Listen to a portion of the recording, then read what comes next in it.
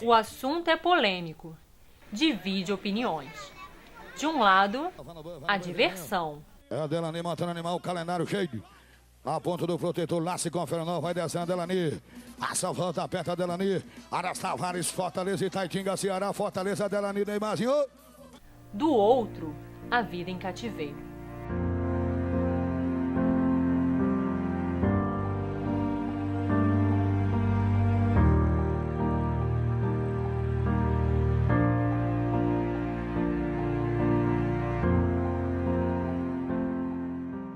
Animais são seres sencientes. Se eles são seres sencientes, eles sentem dor, sentem saudade, sentem medo. Assim como as necessidades fisiológicas de fome, frio, eles têm sentimentos. E você acaba trabalhando com animais extremamente estressados, que já não vivem no habitat natural deles, e eles sabem que eles vivem ali e que dali não vão sair.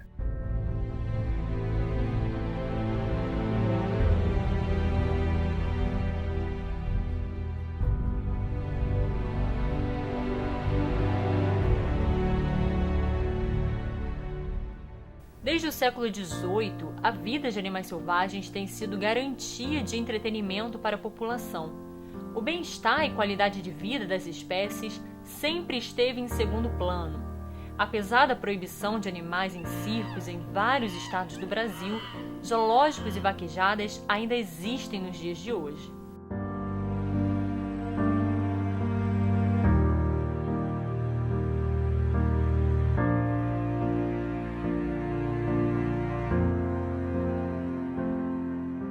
A vaquejada, assim como as touradas, assim como o rodeio, elas são eventos culturais centenários, né, que acontecem há muitos anos, touradas na Espanha, rodeios nos Estados Unidos e a vaquejada no Brasil, né, que é uma cultura brasileira vaquejada. Você mantém um animal sob sofrimento em vaquejadas, sob humilhação, eles são derrubados através de puxadas no rabo.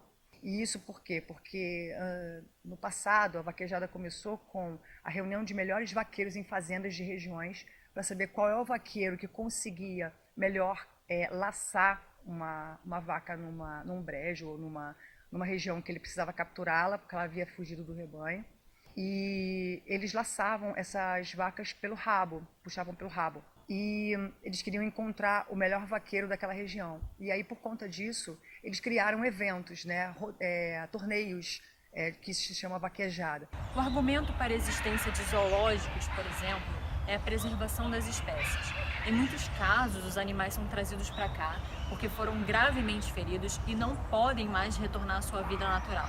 Mas o problema é que em diversas situações onde esses animais estariam sendo protegidos pelo zoológico, eles acabam sendo vítimas da imprudência humana.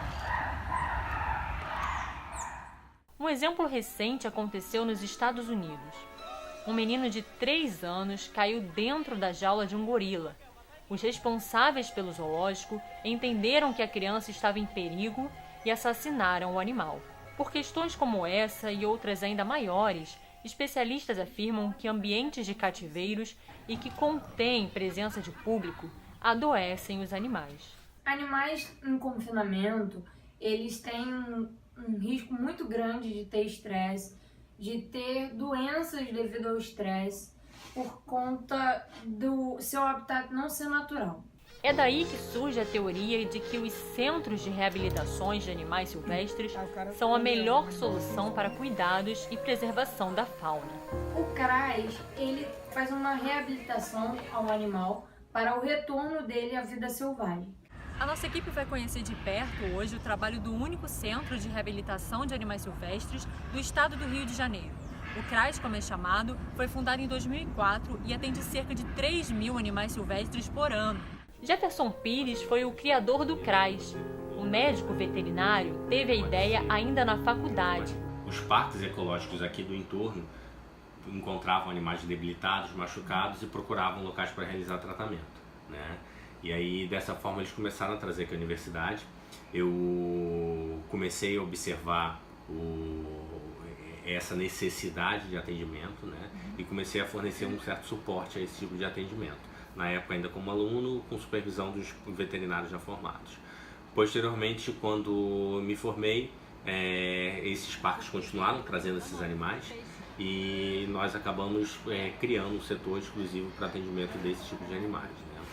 O CRAS, ele tem como principal objetivo recuperar e reabilitar animais oriundos de vida livre, né? Então só recebemos animais que vieram de natureza, com origem comprovada, que não foram mantidos como pet, não foram criados nem nada, com o objetivo de reintroduzir eles novamente à natureza. O local recebe animais de todo o Rio de Janeiro. São várias as espécies, aves, mamíferos e répteis. A maioria deles chega aqui com um tipo de trauma. Muito comum o animal chegar aqui com trauma. A maior parte dos animais aqui chega com trauma. Então, animais que caem, desde animais que caíram de árvore, por exemplo, filhotes de mamíferos, animais que tomaram choque em fios de alta tensão, aves que sofreram acidentes com vidraça, ou então até mesmo com linha de pipa. O animal chegou aqui. A primeira coisa que vai acontecer, ele vai ser recebido, normal. Ele vai passar por uma avaliação inicial, ou seja, eu dou uma olhada no animal, a gente manda esse animal para radiografia, radiografa, vê o tipo de fratura, se essa fratura se a gente consegue consertar ela só com imobilização, se vai ser necessária uma cirurgia, ou se na verdade não, o animal não tem uma fratura, tem qualquer outra coisa, e aí ele vai ser medicado.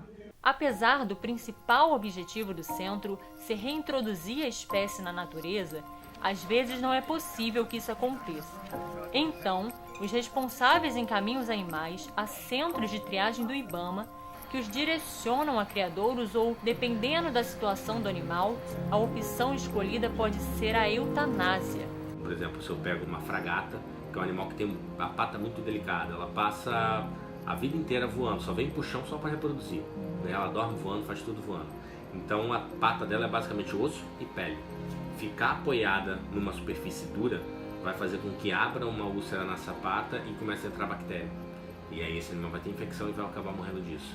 Então, antes que esse tipo de coisa acabe acontecendo, a gente acaba realizando a eutanásia se um animal não tiver uma lesão que a gente consiga recuperar e reintroduzir ele. Só os veterinários têm permissão para fazer esse tipo de eutanásia.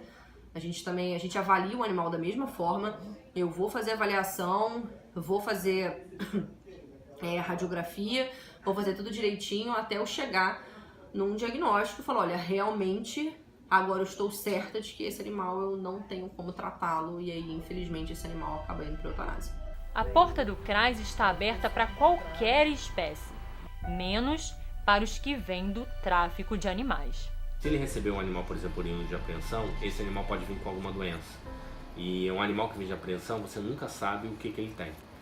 Para você soltar um animal que passou por esse tipo de condições, você vai exigir uma série de testes, exames de doenças infecciosas, porque o animal pode ter o agente, mas ele pode não estar fazendo clínica, ele pode não estar doente com aquilo, né? Ter o agente não significa ter a doença. E quando você introduz um animal desse natureza, você pode simplesmente introduzir aquele patógeno e matar os animais de vida livre, né? Por isso que a gente acaba não recebendo, para evitar esse tipo de possibilidade. O comércio ilegal de espécies silvestres representa a terceira maior atividade ilícita mais lucrativa do mundo. O Brasil é um dos principais fornecedores do tráfico de fauna e, para isso, são retirados por ano cerca de 12 milhões de animais selvagens da natureza. Antigamente, o IBAMA era o maior responsável por apreensão e soltura dos silvestres resgatados das mais diversas situações. Mas não existia uma logística completa para saber qual seria o local ideal para a liberação dos bichos. O IBAMA sempre fazia a apreensão e soltava o animal de uma captura, né, que ele fez, seja por comércio ilegal, de circo e tudo mais. Eles simplesmente pegavam o animal e reinseria de uma qualquer forma a Bangu, né? Eles só colocava o animal lá. E aí, sem dar uma chance do animal ser realmente reintegrado à natureza. O CRAS, ele traz muitos benefícios. Porque primeiro você estuda o animal, você estuda a sua linhagem, né? E aí você pode ver se ele vai poder se adaptar novamente. Nesta sala aqui ficam os prontuários de cada animal. Os que devem receber a medicação, por exemplo, a ficha recebe uma plaquinha com aviso em vermelho. Cada planilha dessa tem um número que corresponde ao local onde cada bichinho está. Como o principal objetivo do CRAS é a reabilitação e soltura, esse ouriço está com os dias contados para voltar a viver na natureza. Esse é um filhote de ouriço cacheiro. Ele chegou pra gente aqui no CRAS no dia 15 de novembro de 2017. Ele chegou aqui porque ele era muito novo, ele era órfão, então ele não se alimentava sozinho. Então a gente alimentou ele, a gente cuidou dele e agora ele já está pronto para soltura. De acordo com a veterinária, é primordial garantir que o animal viva em seu habitat natural. Répteis costumam sofrer menos com estresse de cativeiro. Aves, por exemplo, sofrem mais, mamíferos principalmente. São animais de vida livre, então são animais que estão acostumados com outro tipo de vida, e um dia eles se veem presos dentro de uma gaiola. Por exemplo, animais como o macaco prego, eles começam realmente a apresentar problemas comportamentais, desde um animal que começa a arrancar os próprios pelos mesmo da pata, animais que começam a apresentar comportamento repetitivo. Então, assim, isso sim é um problema. Se desta forma o animal fica estressado, imagine em confinamento, submetido à agitação de um zoológico. A questão do zoológico é um pouco mais complicada porque, primeiro, os animais eles estão ali, eles vão ficar. Não é uma coisa passageira, igual a gente trabalha aqui. E é um local de visitação. Então, querendo ou não, você tem gritaria, tem criança. O estresse vai existir, não tem jeito. Mas, se o zoológico não é um bom lugar para ser criadouro, então qual seria? Alguns especialistas defendem os santuários como o local ideal para a preservação das espécies. O que nós reivindicamos são santuários, são locais que eles vão ter uma estrutura compacta, obviamente que não vai ser o habitat natural deles, mas mais próximo de ser isso, de cada um, para que cada um, pelo menos, pelo tempo que está aqui ainda vivo, eles possam ter uma qualidade de vida.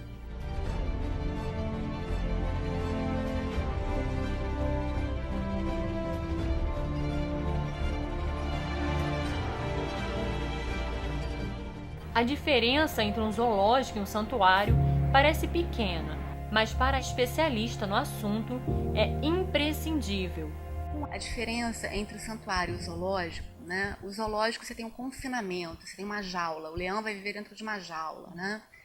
Os macacos dentro de uma jaula. No santuário eles ficam ao ar livre.